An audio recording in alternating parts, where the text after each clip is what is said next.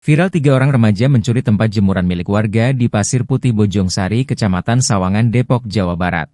Kapolsek Bojongsari, Kompol Fauzan Tohari menuturkan pencurian itu berlangsung di Jalan Haji Maing RT 0707 pada Minggu, 20 Oktober 2024, malam. Anggota kami sudah ke tempat kejadian perkara, ucap Fauzan saat dikonfirmasi, Senin, 21 Oktober 2024. Di lokasi kejadian terdapat kamera pengintai yang membuat ketiga remaja itu terekam saat menjalankan aksinya. Terlihat 1 orang laki-laki dan 2 orang perempuan yang kemudian menggotong tempat jemuran menggunakan motor metik.